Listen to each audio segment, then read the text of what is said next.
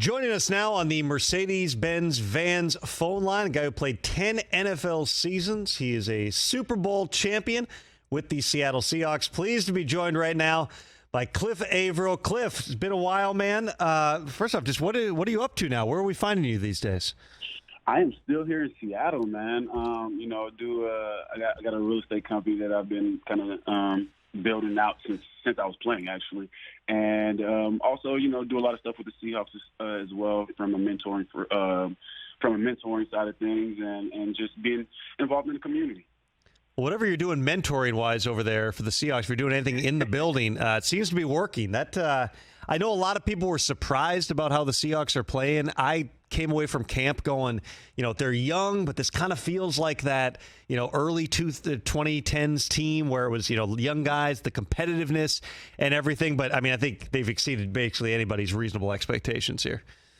Oh, no doubt. It's funny because this summer I went to one of the OTAs, and Coach Carroll had me break the guys down at the end of practice or whatever. And that's the first thing I said was like, hey, guys, not one person in this country, in this league right now, believes you guys are going to have success. But if everyone in this locker room believes it, hey, the sky's the limit. And I can't say they took it to heart or anything like that, because when I was playing, I wouldn't have been listening. But overall, though, they believe in each other. They believe in themselves. And that resonates with me when I was with the Seahawks. That was what made us so great, was we believed in one another. We understood we needed one another to have success. And to see these guys do what they've been doing, man, it's pretty impressive. Even setting aside, what you lose in terms of on the field with Russell Wilson or a Bobby Wagner, there's also something to the idea, in my mind, and just talking to people. You've been in locker rooms a lot more than I have in a different role, but it does seem like there's something to be said for the leadership void. And when you've got players like that who have been there forever, young guys may not ascend into those roles. They may not be able to take those leadership spots. How much of that dynamic is real in terms of whether it's a DK Metcalf or somebody else who suddenly is thrust into that role and seems to be doing it well? Oh, well, I feel like even you bring up DK. Tyler Lockett's no spring chicken. Right. Even though he's playing like it, right? And Tyler learned from Doug Baldwin, So, I think it kind of just comes from the older players that have been around some of the veteran guys. A lot of us still come around, whether it's myself, KJ Wright, Sherm, all of us, Cam Chancellor, all of us still come around and just try to drop gems from time to time on the guys. And what's so funny, because we'll go to dinner with some of the guys as well, and you start talking to these guys, and they're like, "Man, when I was in high school, you guys were amazing." I'm like, "High school? I'm not that damn old. What the heck are you talking about?" So they when you speak, they definitely listen, and I think all that plays a role in just the mentality of what it looks like to have success. But those guys are stepping up. They have the right leaders in place. Whether you talk about DK, Tyler, heck, Gino, being a 10-year vet. Once you start playing well, it's easy to fall in line and follow the guys that are having success. It is funny that you talk about telling the players nobody in this country believes in you. That was a big part of your program when you guys, made your Super Bowl run. I remember Doug Baldwin, you talk about him. Doug murdered me worse than anybody ever about something I wrote, and you might even remember this. I wrote something about the Seahawks wide receivers, and he ended up going on this rant. I wasn't even at the game, and all of a sudden I started seeing the quotes responding to me. And, to Doug's credit, he's a great guy. He is a salty dude, but he's a great guy. We became friends, over the years there. But, man, it was very much like us against the world. Doug came off, I want to say, after the SC Championship game and screamed at the media, was yelling at us in that little part where before we can get onto the field or into the locker room, he's yelling at us. That was what it was all about. And I heard that back in the spring, that this Seahawks team kind of has that same vibe, that dog-eat-dog to them.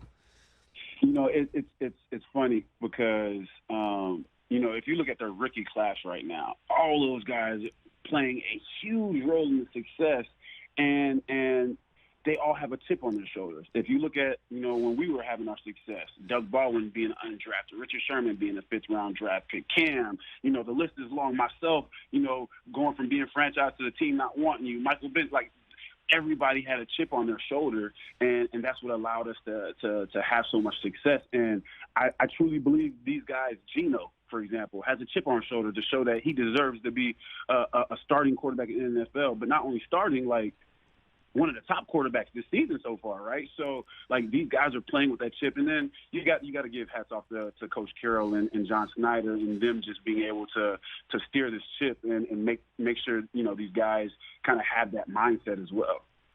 Well, and Pete and John had the vision here. They obviously hit in the draft. Snyder and his staff did, and that's a big part of this. But they also, did the difficult thing here, which was Russell Wilson wanted to move on to someplace else. They were willing. They got a very large package of picks and players to move on from him. And then rather than going out and trading for Baker Mayfield or doing something else drastic in the position, they got Drew Lock in the trade. They said, we're going to let him and Geno just kind of duke it out here. When you now look at Russ, and again, it's a new place, it's a new system, but you were around him for a long time. What do you think is going on with him right now?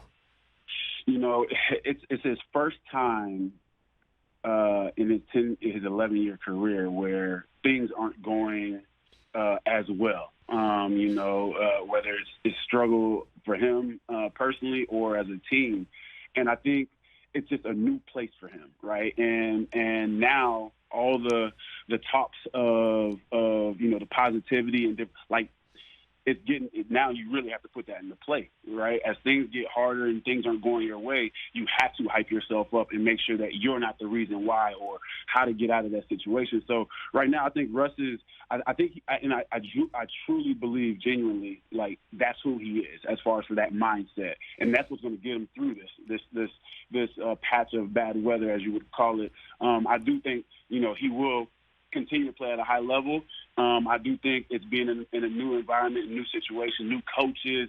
The coaches have to learn what makes him great. Sitting in the pocket all day long is definitely not his play, right? So just both sides kind of figuring out each other, and I think that's when they'll start to have success. But overall, though, I think Russ will definitely get through this and get back to being this Hall of Fame quarterback that we know him as. Sherman Marchand had a conversation that kind of went viral a month or so ago about having to go through Russ's manager. Do you have Russ's phone number, Cliff? You know what? I was watching that. Yes, the one, to answer your question, yes, I do. And I actually text with him quite often. And I think those guys, part of it was joking. I don't think there's ever been a time where Marchand really couldn't get in contact with Russ. Like, that was a quarterback. Come on, man. But they all kind of, they all have their situations and issues with Russ. But overall, though, Russ has been great to me. I still, like I said, I communicate with him pretty often. I'll shoot him text message like, hey, man, I know it's been rough, but hey, stay in there, or whatever it may be. So overall, though, I think Russ is going to be all right. Cliff, you were a good player for a long time in the NFL. You had a lot of sacks. You played in Detroit, where everything's a battle. You went to Seattle, obviously won a ton of games there. When you watch the NFL now, and you haven't been out that long, you've been out like 6 years or so from the league. But when you look at the stats being down, the points are down, the scoring's down, offenses seem to be struggling. Is this offenses not being at the same level they were before, or have defenses caught up? Well, me being a defensive player, I would like to say defenses have caught up, right? But I think it's a combination of different things. I mean, the game is different in general. The game is different from when I stepped into the NFL in 2008 to 2013 to 2018 when I retired. And, I think the practice style, although people, and I'm all for safety. I'm all for, player safety and wanting guys to make sure that they're fine when they leave the game. In the same breath, football is one of the few sports that the only way you get better at it is by doing it. Basketball, you got to dribble, you can get your shots up by yourself. But football, if you're not leaning up against the person every single play like you're going to do, it's kind of hard to simulate that anywhere else but on the football field. So I think, the practices, the preseason plays a role too. Preseason is where I became a player. Right, that's where, because when the job's on the line, that's where you become a player. Right, that's where you develop because you're going to actually get game reps, and I think that's the only way you can become good at football. So I say all to say, all of those things, I think, play a role in why the numbers may be down on offense. I think, collectively, the play has kind of, I don't want to say dropped off because these guys are elite athletes, but the play is definitely not what we've seen in the past. And I do think as guys kind of catch their rhythm on the system and everything else, the play will come back up. But I think all those things play a role in why things kind of, I guess, gotten a little stagnant a little bit. So have you made your plans in Arizona for to watch the Seahawks in the Super Bowl yet, or are you still giving that a little bit more time? I'm gonna give them a little bit more time. But the last time we was in AZ wasn't a great outcome. So I hope they get there and I hope they're able to pull it off. But I'm gonna give them about 3 or 4 more weeks, then we'll start making plans from there. Well, shoot, you faced Tom Brady, right, in a Super Bowl even when he was playing with the Patriots. This is a pretty big game over there in Munich this weekend. Huge game. The old head and Tom Brady still chugging along. Every time I see him, I got to laugh because he came into the league before me. I played 10 years, and this man, I've been out 5 years, and he's still playing. You know what I mean? Like it's crazy. But to see him continue to keep playing at a high level, that last drive last week was amazing, impressive. But I'm excited to see what the Seahawks can do about him. That young, hungry defense, I think, can make Tom uneasy back in the pocket and make him throw some balls their way. Cliff, great catching up with you, man. Good luck with everything you got going in Seattle. Hope we can catch up again soon. No, I appreciate you having me. Great catching up. That is Cliff Avril, the former Seahawk, former Lions Super Bowl champion here on the Rich Eisen Show. Catch the Rich Eisen Show every single day on the Roku channel, 12 to 3 Eastern, for free.